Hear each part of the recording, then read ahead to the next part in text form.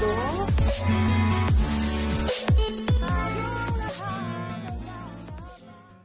Hey, it's Sarah! Welcome to my... Ang tagal ko hindi nakapag-vlog, guys. Sorry kasi sobrang busy sa work and sa buhay-buhay. Alam niyo naman, meron tayong estudyante. Ayan. So, for today's video, ang gagawin ko is, bibigyan ko ng character opinion ang bawat duos ng PBB last 5 duos. So, kasi kahit may Big 4 na, gusto ko pa rin na bigyan ng character opinion yung last 5 duos. So, meaning kasama dun si Dustin tsaka si Bianca. Hindi ko sasabihin dito, guys, kung sino yung bias ko, ha, for the big winner. Kasi gusto ko lang naman talaga i-share is yung napansin ko, or opinion ko sa bawat character ng last 5 duos. So, nanood ako ng PBB collab since day 1. So, kahit na isama nyo pa yung mga evictee, kaya ko silang i-describe base sa napapanood ko. Yun lang. Hindi ko sinasabi na itong description na gagawin ko is yun na yung pagkatao nila, ha. Yun lang yung napapansin ko as a viewer ng PBB collab since day 1. Okay, so last 5 duos na lang yung bigyan natin ng opinion kasi kung lahat naman sila baka, ay nako, baka abutin tayo ng ilang oras dito sa video na to. Okay, so, sino ba yung mga last 5 duos?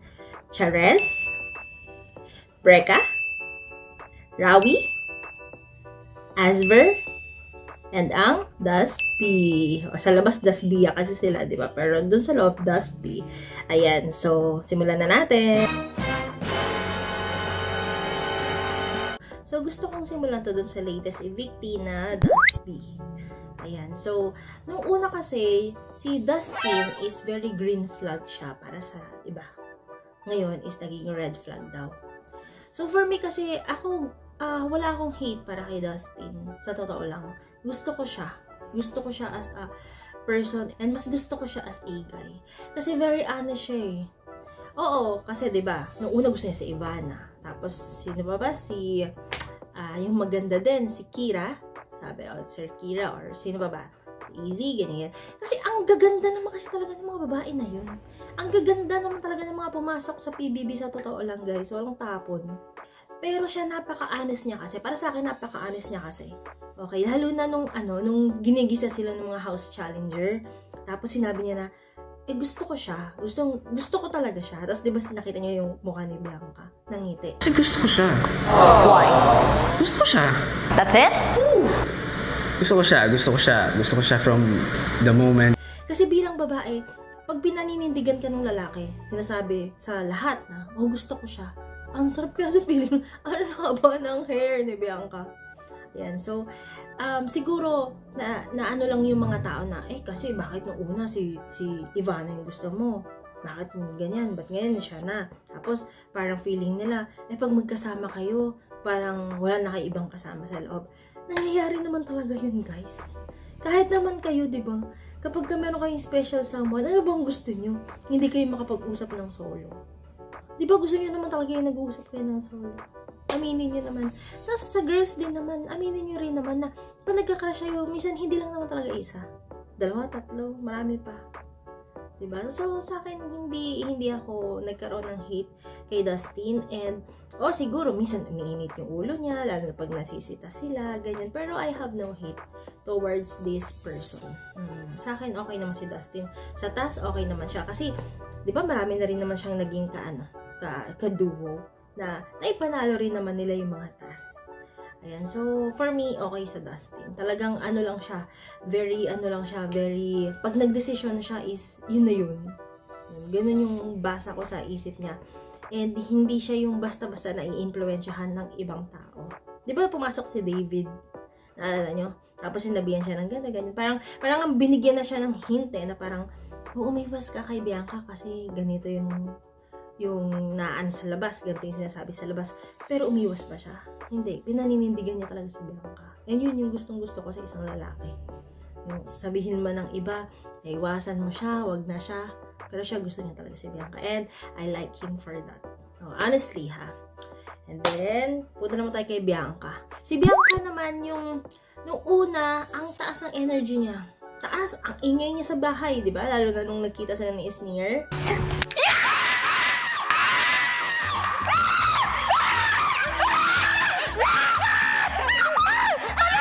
And then, nung pumasok si Cyril, ingay-ingay niya. Hanggang nag-slow down yung energy niya. Hindi na siya masyadong maingay. And then, hanggang sa, parang naging lagi siyang serious. Yun lang yung naman napansin ko sa kanya. Oo nga, siguro nga dahil influence na rin ni Dustin. Dahil si Dustin tahimik lang, di ba? And siguro nga dahil sila yung mas nagkakaintindihan, sila yung lagi magkasama. To the point na minsan, siguro nga na left out na nila yung ibang housemate. So, yun yung naging problema lang. Pero, okay din naman sa akin si Bianca. I don't know lang dun sa mga household chores. Diba sinasabi nga nila hindi tumutulong. So, hindi ko naman kasi napapanood eh. Sa PBB collab lang ako nanonood guys. Wala akong live streaming. So, ito yung sinasabi ko dun sa, napapanood ko lang dun sa sa edited version na. So, hindi ko alam kung masipag ba siya or gumagawa ba siya o hindi. Kasi naman anak mayaman. Prinsesa nga ng mommy at daddy niya. Diba? Nag-isang anak. So, medyo hindi ko naman siya ini-expect talaga na maging super masipag. Pero ang pinakagustong-gusto ko sa kanya, alam niyo, pag nagsasalita siya, very eloquent siyang pakinggan. Tignan niyo, parang ganito. Ang pasina si Kuya, because alam mo yun? Super English. Diba? Yung parang, ang seryoso bigla niya magsasalita, tapos makikinig ako nung sasabihin niya. Yan yung gusto ko sa kanya. Diba? Parang tali-talino. Yun. Pero matalino naman talaga si Bianca, and she's pretty din. And ayun nga, naramdaman ko din na gusto niya si Dustin, pero I hope na nung lumabas sila is gusto niya rin nga talaga si Dustin. Pero okay naman din sa akin sila.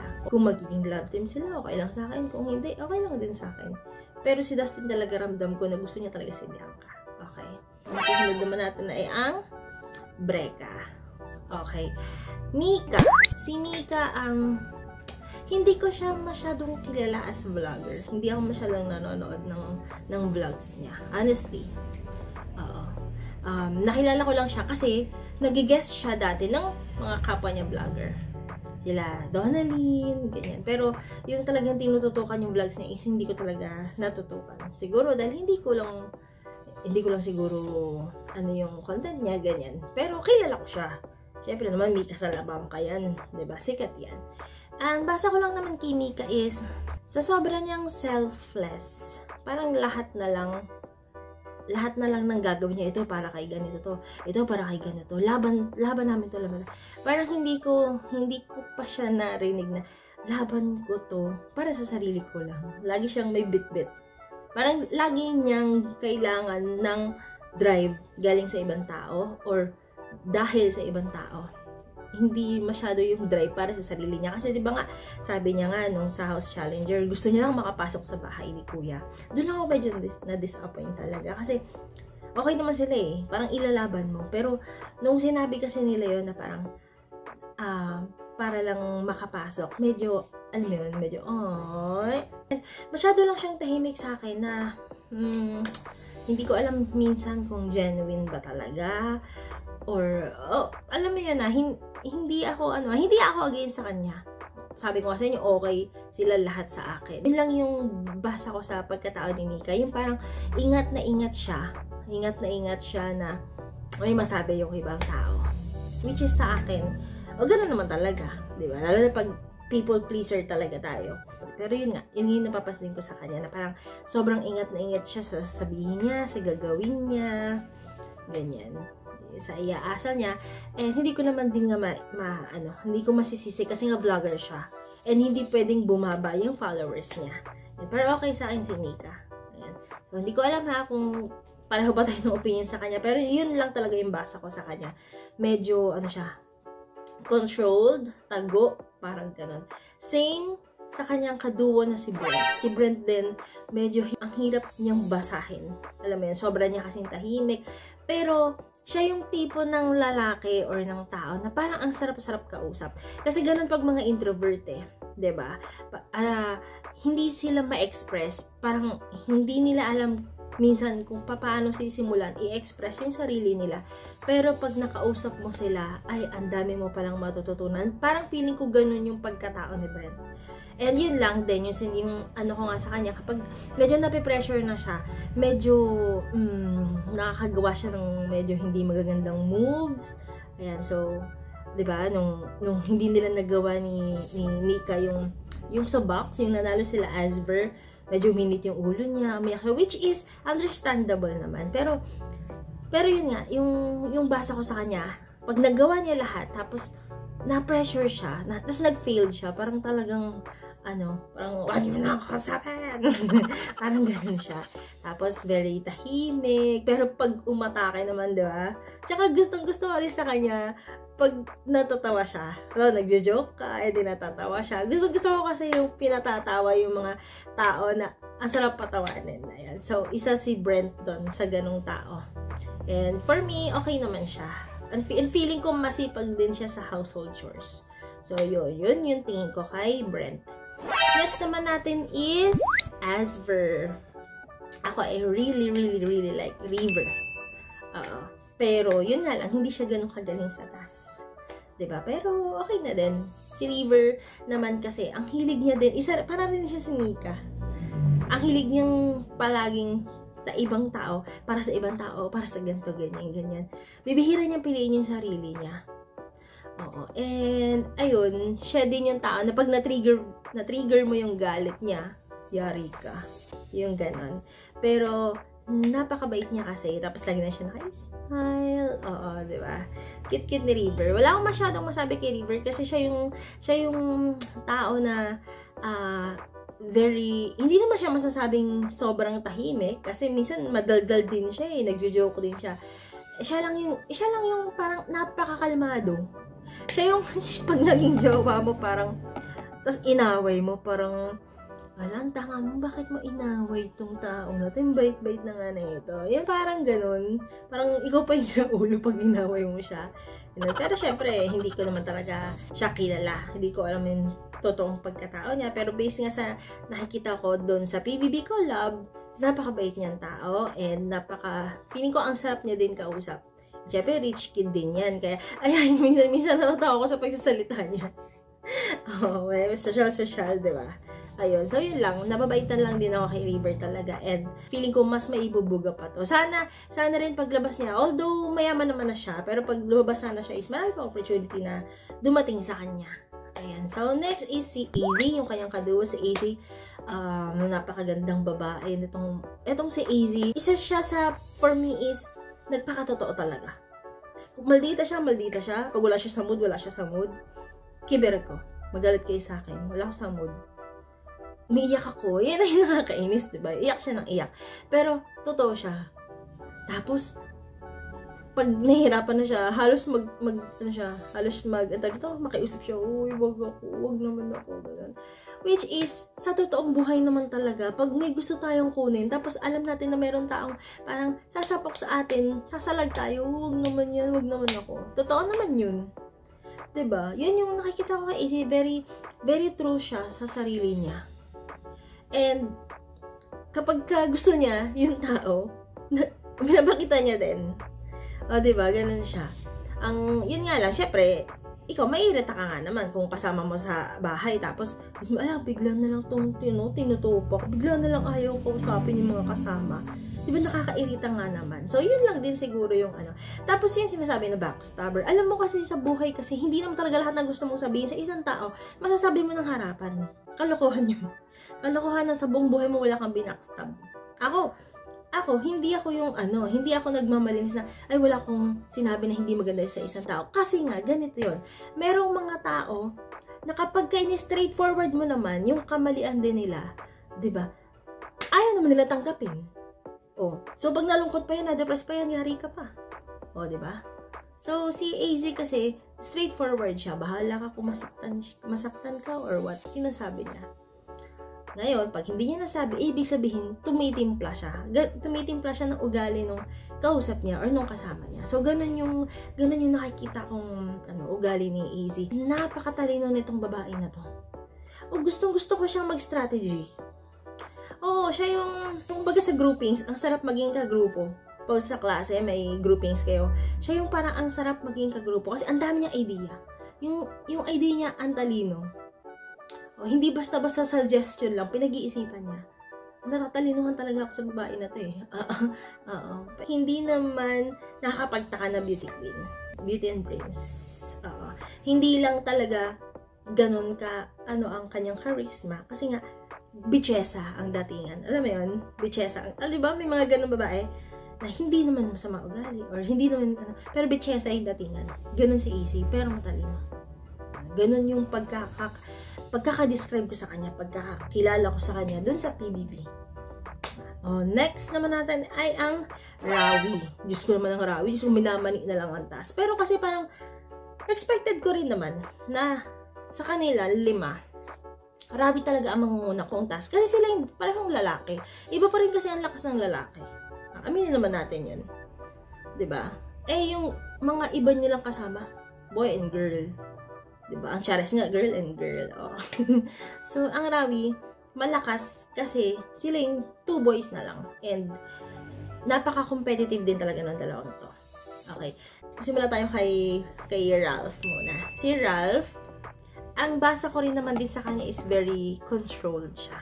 Controlled din siya sa galawan niya. Especially nung nakabalik siya. Kasi alam niya yung galawan. Alam niya na yung galawan. Alam niya na yung opinion ng tao. Unlike nung before. Diba? Mas medyo, diba yung gumanon pa siya? Yung nalasing si AZ? Ralph shouldn't know this, please. I beg you. I beg you. Please, Ralph shouldn't know this. Diba? Hindi siya aware na, baka magalit sa akin yun. Ngayon, since na parang siguro nalaman niya sa labas na medyo may kinikilig din sa kanila ni AZ, parang medyo mas caring siya kay AZ. And, yun nga, medyo mas competitive talaga siya ngayon. Pero hindi ko masisisi. Hello, sino bang ayaw maging big four and ayaw maging big winner? And, very disciplined si Ralph. Kasi nga, nagjujudo, martial arts. Sa martial arts kasi ako dati ay nag-taekwondo. So, isa sa talagang kailangan mapag-aralan mo dyan ay ang discipline. Brown belt ba yun? Basta, hindi ako umabot sa black belt eh. Ngayon, dati ako nag-taekwondo. Siya judo. Kaya, kung mapapansin nyo, yung galaw niya, yung katawan niya, yung pagsasalita niya, very, controlled and very, ano man tawag dito? Yung ingat na ingat. Yan. Ganun yung basa ko sa kanya. Parang, lalo na ngayon, nag-iingat siya na baka may masabi siyang mali or may magawa siyang mali. Ayan. So, next is si Will. Si Will, ay, grabe talaga yung growth nito. Kasi, kung si AZ parang bitchesa sa babae, ito parang bitchesa to sa sa lalaki. Si Will. Ayaw makipag-usap. Tapos parang mahihirapan ka sa kanyang mag-adjust. Parang ayaw niya mag-adjust. Kayo mag-adjust sa kanya. Diba? Parang kayo mag-adjust sa akin. Ako hirap ako mag-adjust eh. Parang ganun yung dating ni Will. And ayun, hanggang sa unti-unting lumalabas yung kulit. Tapos yung talent, gusto ko tong sumayaw. Nung nakita ko siyang sumayaw, nung nag-magic sila ba yun? Tapos parang may concert sila. Ika'y mamahalin sa bawat sandali.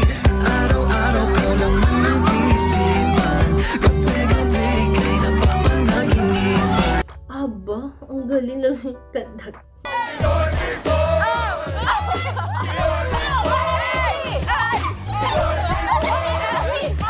Wakadag siya. Ayun, so napaka-talented din pala niya. And okay naman sa akin si Will. Tsaka magaling din sa challenge. Pinag-iisipan din. Matalino din. Actually sila ni Ralph, matalino. Kaya, task slayer nga sila, diba? So, yun lang. Yung gusto ko. At saka si Will, siya yung ang sarap din patawanin. Alam mo yun, di ba pag nagpapatawa si Isnir, tapos natatawa siya. Ganyan kasi yung mga gusto kong tao. Yung parang, ang sarap patawanin. Yan. So, yun yung basa ko kay Will. Parang, sa una, parang hindi siya mag-feeling close. Diba, pag may bago siyang kakilala, kikilalanin niya talaga muna. Hanggang sa, pag naging close na kayo, dun lalabas yung kulit niya. Diba, ganun naman usually ang introvert. Diba, dun lang sila sa mga tao na alam nilang safe sila. Magiging makulit. Doon lang nila mailalabas yung totoong sila. So, ganun yung basa ko kay Will. And very, very proud ako na, na-overcome niya na yung sobrang niyang tahimik era. And nakahanap siya ng mga friends, diba? Among the PBB collab celebrities. Ayan. And syempre, ito ang Chares. Ayan. Kasi nagsimula ako, guys, sa na-evict. Tapos yung sumunod na, Ayan. So, diba, yung Chares ang unang Big Four. So, kaya ako sa kanila ang nag-last. Ayan. So, unahin natin si Charlie. Diyos ko na itong babae na to. Ito yung babae na ano yata, kahit paggising, pag tinignan mo, uy, shucks, ang ganda. Sobrang effortless ng mukha ni Charlie. Siya yung gusto kong tinitignan pag nasa PBB. Kahit nung una pa, since day 1. Oo, tapos nagpalit na sila ng mga damit, naging pambahay. Siya yung nakita ko talaga, ay, ang ganda naman itong babae na to. Tapos pag nagpipicture nga sila, nagpipicture sila ng groupie, alam mo yung pakiramdam ko na may Hollywood star na dumating sa bahay, tapos nagpa-picture yung mga housemates. Ganon yung dating niya sa akin. Yan. So, sa ganda, wala akong ano. Ang gustong-gusto ko lang din sa bata na to, napaka-talented, and mabait, tsaka napaka-mature. Actually, yung una, hindi ko alam talaga na ano siya, na minor siya. Hindi ko talaga alam. Akala ko mga 20 plus na siya. Oo, kasi grabe siya mag-isip. Tapos, ang sarap-sarap niya rin pakinggan magsalita. Tapos, pansin niya, pag nag-English siya, hindi siya no. She will pause. And then, sasabihin niya ulit yung gusto niya sabihin. Diba? Hindi siya yung, kasi parang, diba? Yung iba, ako rin, diba? Minsan nagaganon din ako. Pero siya hindi. Tapos, ano rin siya, napaka-talented niya din. Yung parang ang galing kumanta, ang galing sumayaw. I think they need a new queen. I think that she's the one. I think that she's the one.